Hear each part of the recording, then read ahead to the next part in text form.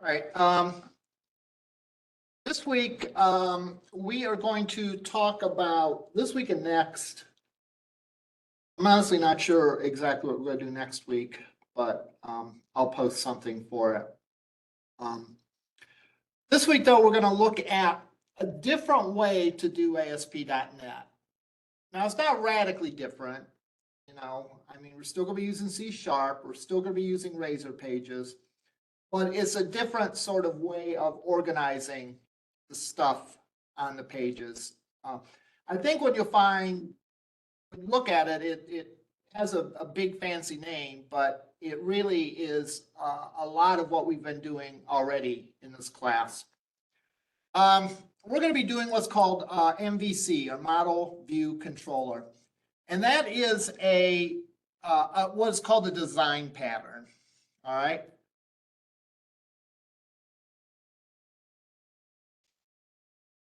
In the old days of software development, every problem got its own solution, which meant that programmers were like craftsmen, right? They crafted, like you might craft a buggy wheel in the old days, crafted it by hand and did what you need to do to come up with a solution to a problem. That isn't necessarily a good practice because there's a lot of problems that are very similar that programmers face. And it's better to, instead of crafting each solution uniquely, whereas one person does it one way, another person might do it a different way, is to have a set of patterns or templates that you can use to solve different problems. And those are called design patterns. This is useful to know not just for this class, but I mean, this is just a software term. All right, what is a design pattern? Typical solutions, commonly occurring programs in software design.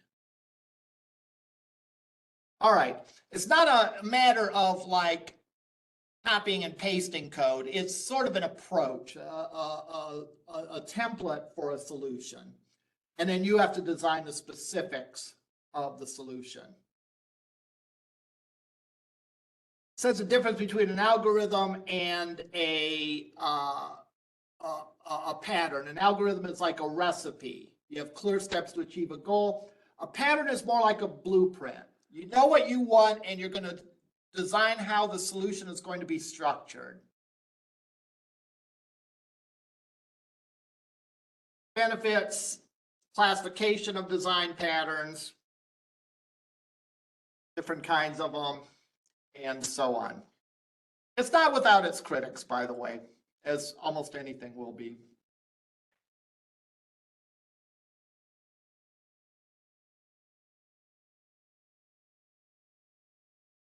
If you're curious to know more about this, some examples of design patterns. What's called a singleton. Class has only one instance and provide global point access to it. So the application needs only one instance of an object, and so on. And they talk about it here. We're going to be focusing really on the model view controller.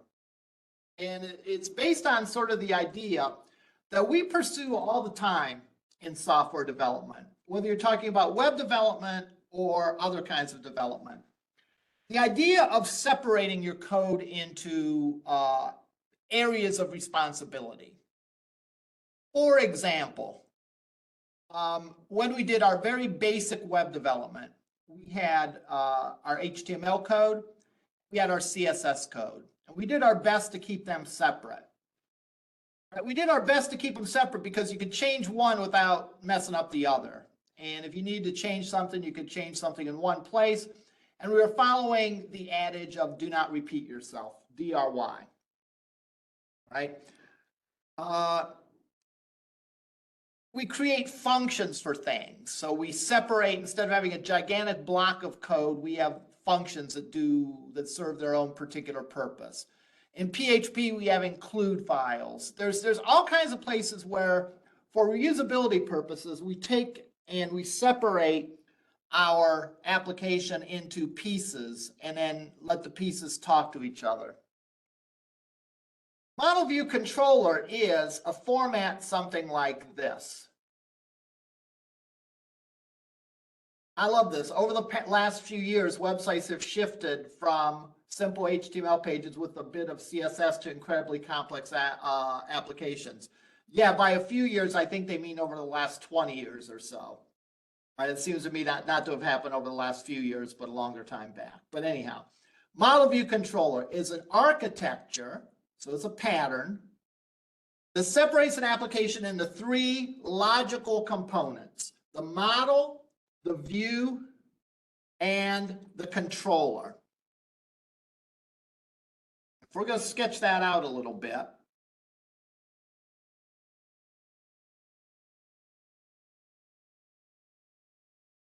we have our model, we have our view, and we have our controller. The model is sort of the business entities, and it is typically mapped to a database. So in our basic Razor pages, we've seen models, right? And the models in Model View Controller are just like that. So that's not really much of a change for you in going forward. In doing MVC, you'll be creating the models just like you would create a model using just basic Razor pages. The view is the UI.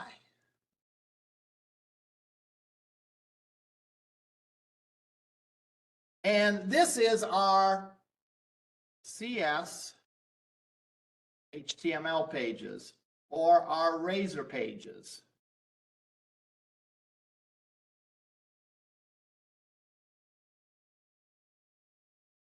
So our CS HTML pages are Razor pages, which consists of plain old HTML mixed with stuff that we get from the model. Now, who runs the show? Who communicates with everyone and brings this and glues everything together? It's the controller. You can kind of think of the controller as being the boss here. The controller accepts the requests from the client. I'll modify the diagram I used to usually draw. Accepts a request from the client, does its thing, whatever its thing may be, and returns back a response, which is, in our case, HTML documents. So the controller is the entity which takes the request and creates a response. So it uses the model and the view to do this. I think they have a diagram very similar to this on this page when you get down here. Model handles the data logic and interacts with the database. The view handles data presentation and is dynamically rendered.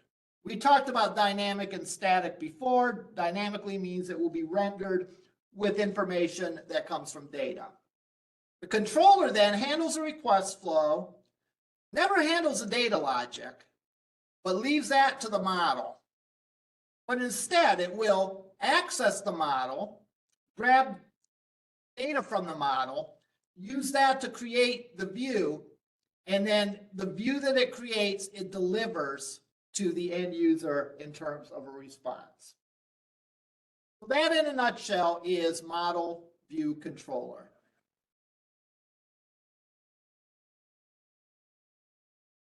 Controller is the entity that interacts with everyone else. That's why I sort of call it the boss, all right, because it runs the show. It takes a request, it delegates some activities to the model, some activities to the view, and then,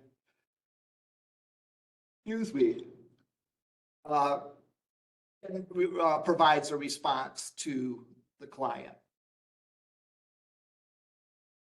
So if we separate these things into three entities, the thought is that we can make programs that are more maintainable, and we have sort of a structure that we can build our application on, a common structure that everyone can use and everyone can agree on, and so on. Now, how is this different from what we've had before? Because you'll see a lot of this stuff is similar. The models is similar, all right? The view is similar to what we had before. What is different is the controller. In our Razor pages, the view and the controller are tied closely together. So there's a one-to-one relationship between our controller, which I've called the code behind, all right, and the view. So if we create an index.cshtml, there'll be associated with it what more or less is a controller just for that web page. And that would be the cshtml.cs file. All right. So in our case, in the case of standard Razor pages like we have been using,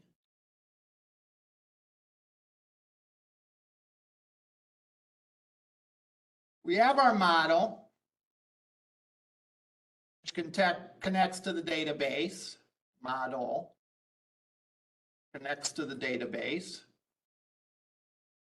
And we have sort of a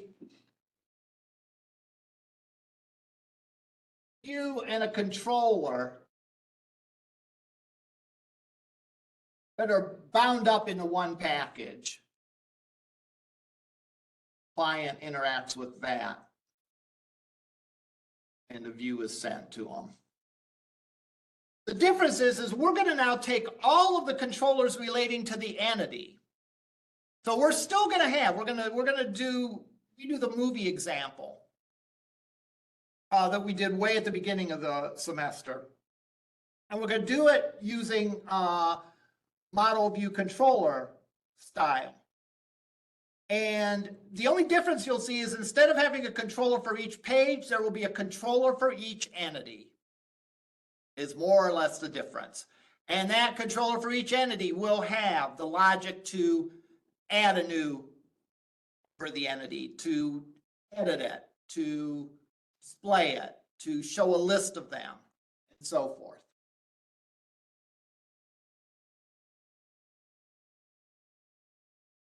This shouldn't take tons to get used to, and I'm not really requiring you to do much other than repeat the tutorial, which I will run through in a couple minutes here.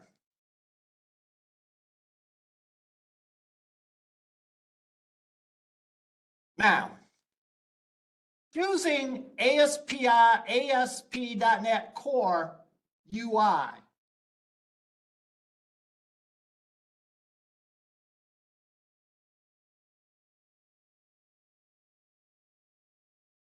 We have three choices here, and we're only interested in one of them. Apps that render the UI from the server, apps that render UI on the client in the browser, hybrid apps. We're mainly going to be focused on apps that render UI from the server. In other words, the server creates the UI that we send to the client.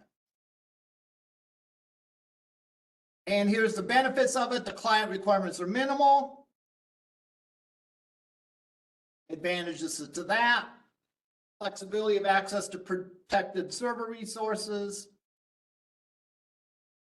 and so on.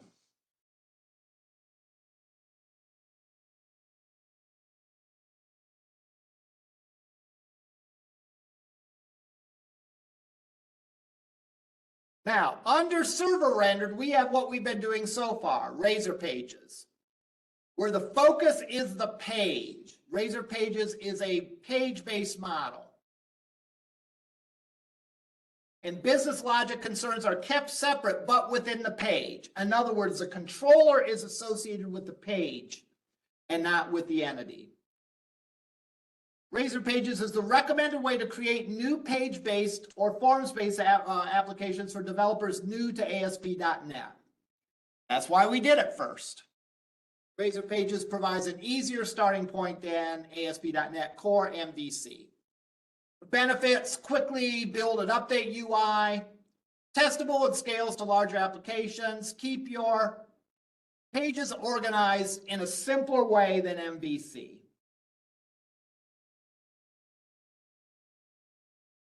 And then finally, we have Model View Controller. The benefits of that: it's beneficial for doing larger web applications.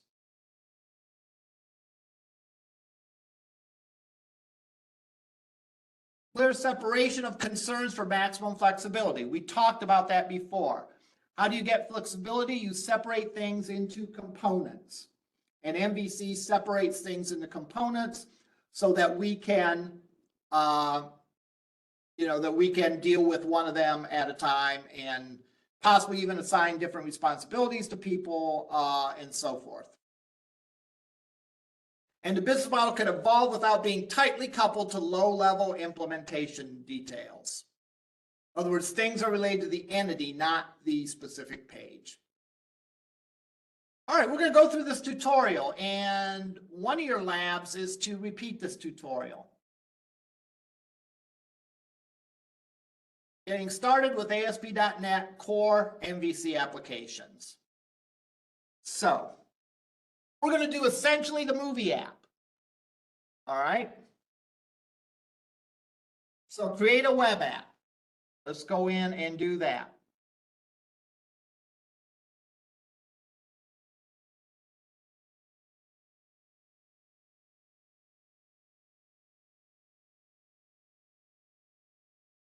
Didn't want to do that.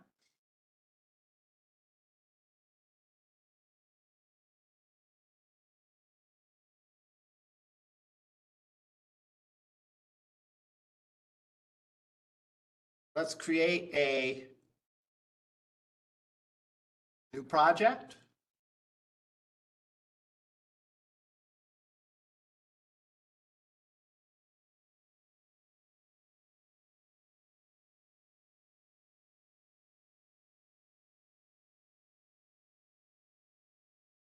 So far, we have picked this one, an ASP.NET Core web app, which is a project template for creating ASP.NET Core application with example Razor pages. We're not going to pick that one. We are instead going to pick ASP.NET Core web application model view controller. So that's what we're going to pick.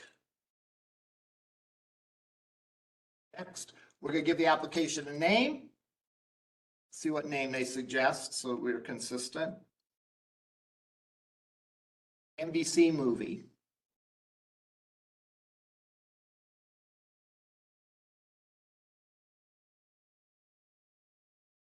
We're going to put it on the desktop.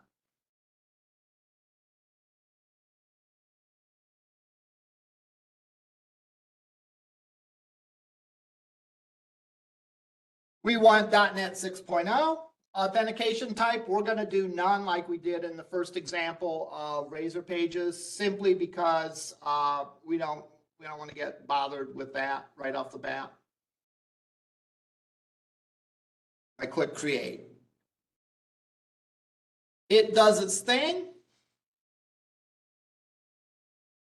And notice we have 3 separate directories like we had before. Different than we had before. We have our models directory. We have our views, very similar to what we had before. And then we have our controllers. All right.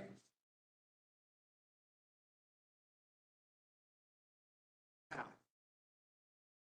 let's go and run this and see what we get. This is without us putting any code in here. We run this and we get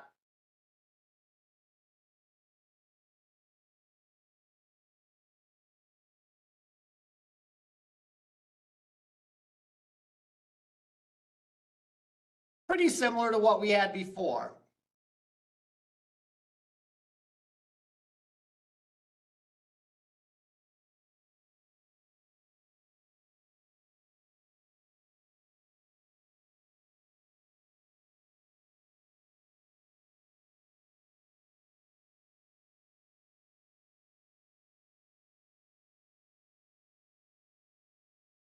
Did I answer one of those questions incorrectly? Try again.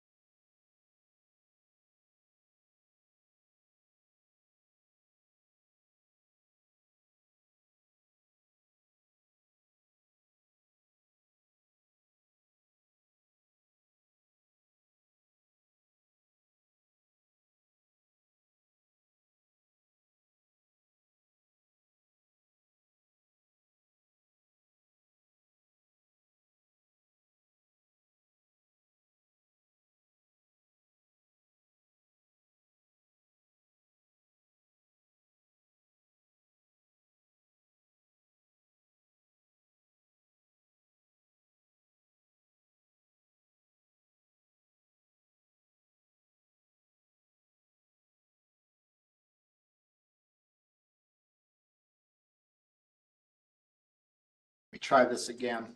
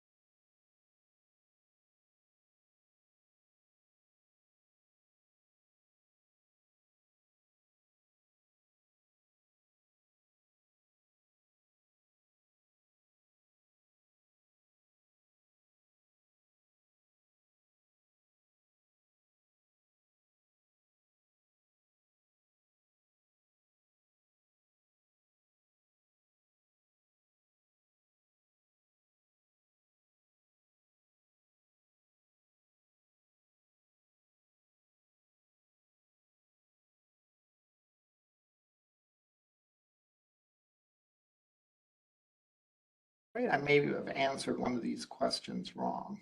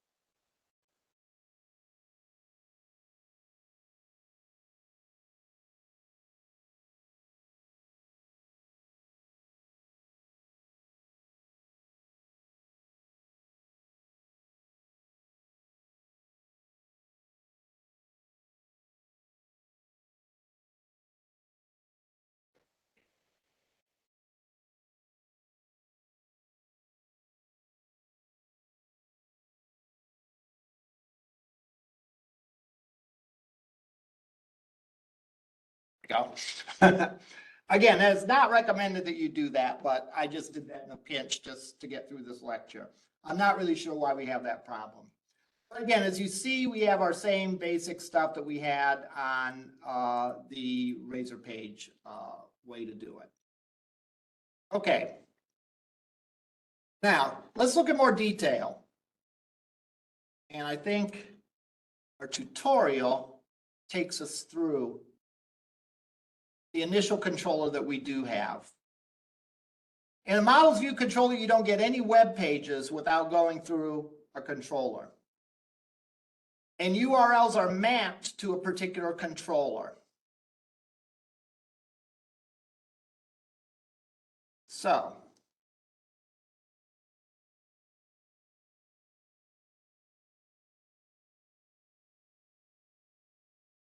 I think I answered this question wrong, by the way, or I clicked through it or something.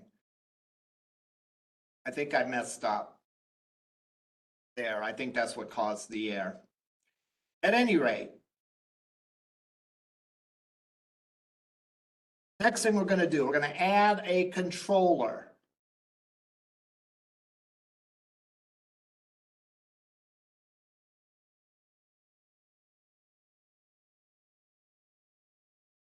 And we're going to add a controller called the Hello World controller.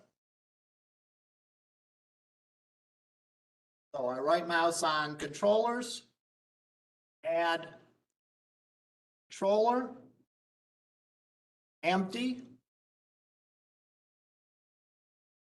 And it'll ask us for the name of it, and we're going to call it Hello World controller.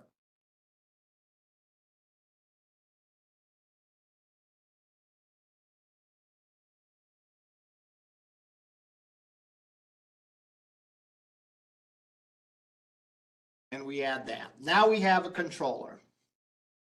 Now,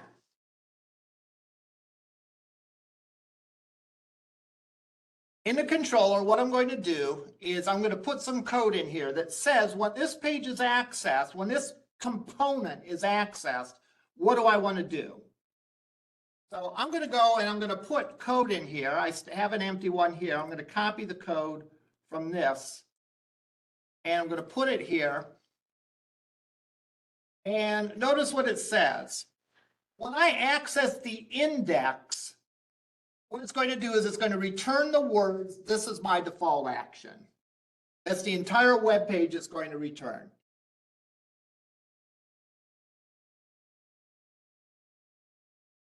When I try to access welcome, it's going to return this string. So let me save it.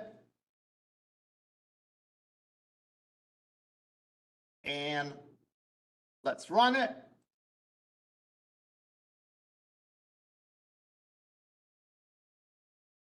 I put in /hello world. And what are we going to get? We're going to get the index. So we're going to get that thing in the controller that was our index. This is my default action. If I put /welcome, this is a welcome action method. So notice how it works. It takes the URL. This URL says, I want the Hello World controller. That's this controller we made up here. Without anything after it, it's the index or default action. With /welcome, we're saying to call the welcome method. So if there's no method, or if we put a method of index here, we get the default action. So Hello World says we want the Hello World controller. If we put index, it'll give us the index action. If we put welcome, it will give us the welcome action. If we put nothing, it will give us, again, the default index action. So every page that we get is going to come through a controller.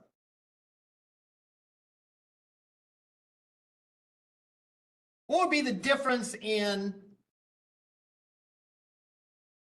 well, let's not talk about that right now. We'll continue on our way. All right, there's some stuff in here. Be sure to read it. We're going to change the welcome to look like this, to accept some optional parameters. Name and num times.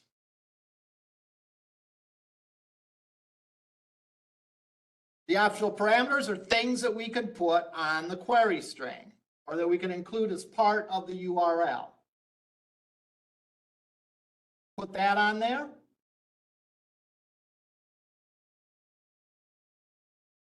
And we're going to type welcome, name equals Rick, num times equals 4.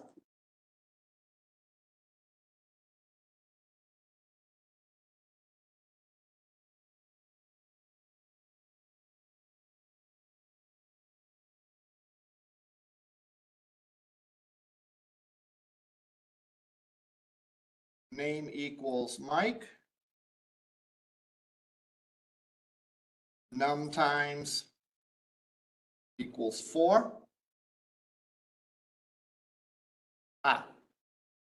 World/welcome. Hello, Mike. Num times is 4. Outputted that out. And we could put more code in here if we want.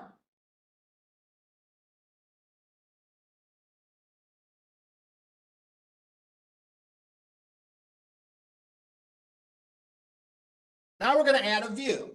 So we don't have a model, but we do have a controller. Remember, the controller is what interacts with the user. So I'm going to change its index to say view, return view, and then what I'm going to do, I'm going to create a view in a hello world folder called index.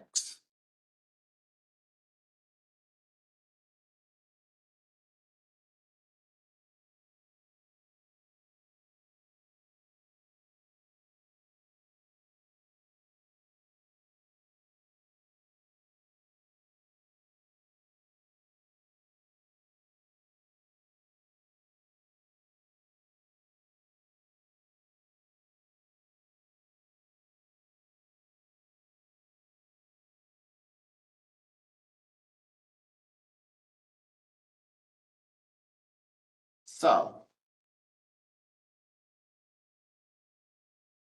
go in pages or under views rather. I'm going to add a folder for all the things in my hello world controller.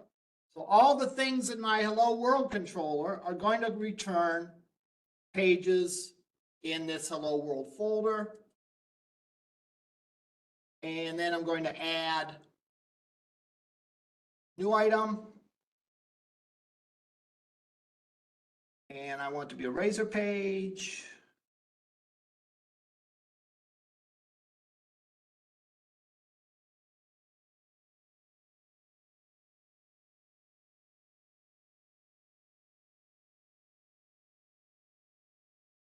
Razor page empty.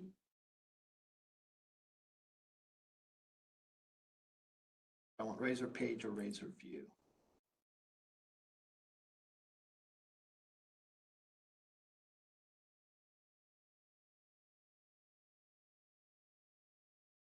Razor view empty. Expense. Add. And this is called hello world. This is called index. And I can put my stuff in here just like I would in a regular razor page that we created.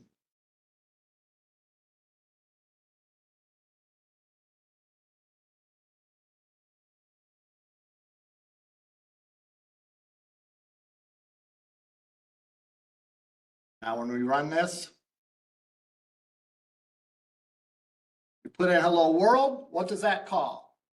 That calls the index method of the hello world controllers. What does a hello world controller return? It returns a view. What view? The one that's called index.cshtml. The world.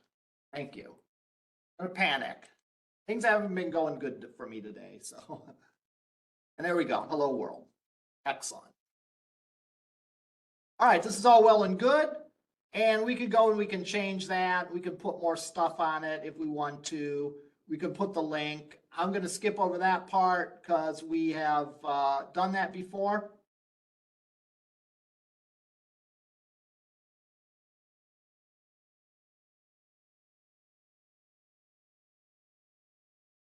What I'm going to change that to instead is I'm going to change it to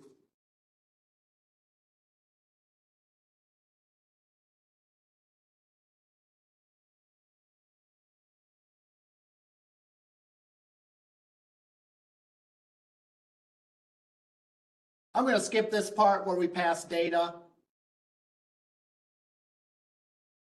This shows how we could pass data and display my name several times. So do that when you run through the tutorial, but I'm not going to do that in class. I want to fast forward ahead to adding a model. So this is pretty much what we have done before. We've added a model. I'm going to go in models, right mouse, add new item, class. We're going to call it movie. Add. Paste my model in here.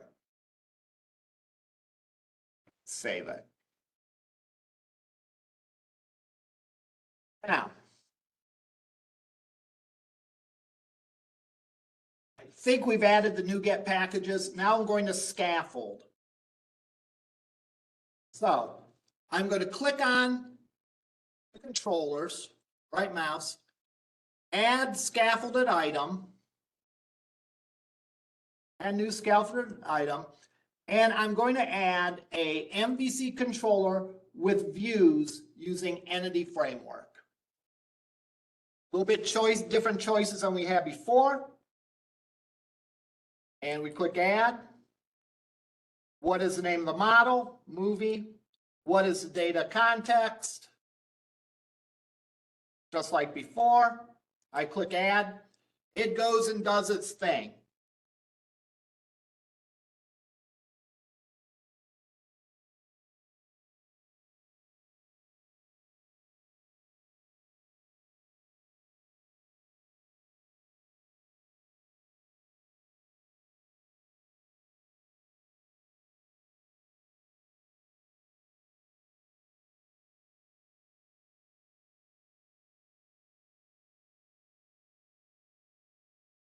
Okay, we have our movies controller. Notice what the movies controller does. We also have for movies our familiar create, delete, edit, and index pages. The only difference is these don't have a code behind associated with them because in effect, all of the code behinds for all of these pages are in this movie controller.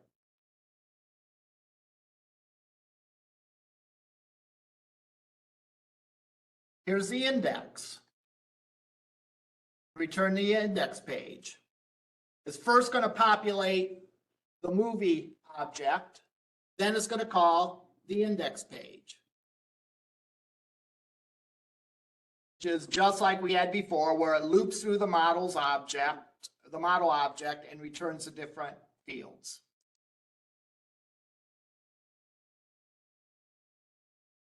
Details.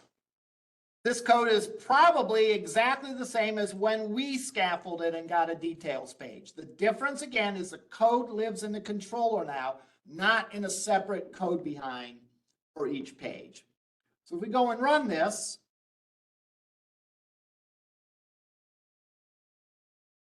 and /movies, we're going to go to the movies index page, which is a list. No, we don't, because we forgot to update our database. You still have to do that because we've added a new model. So package model, add migration, ABC, update,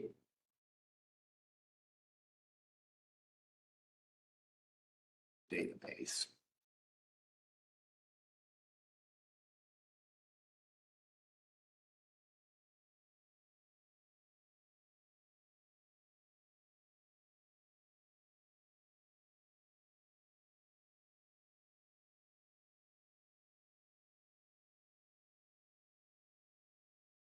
Oh, this is what I did before. I typed in the U into that. Because I started typing in update database before it was ready for it. So there we go. Now when we run this and we go to the movies controller, what's it going to do? It's going to call the index method of the movies controller, which is just like it was before, a list where you could go and add something. So movie/create, what does that call? The create method. So it's really, again, the only real difference from this is that all the controllers for the pages are in one file instead of there being a separate controller for each page. That makes it easier if there's duplicated functionality or similar functionality and reusability and things of that nature. But we can go in and we can add a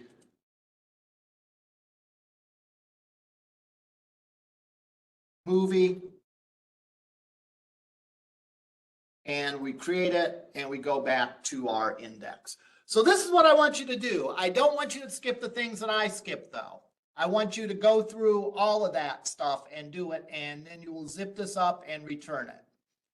I still have to decide exactly what we're going to do in the upcoming weeks. I do want to give you plenty of time where you have to wrap up any outstanding assignments that you have and also to work on your project. So keep your eye out on Canvas for information about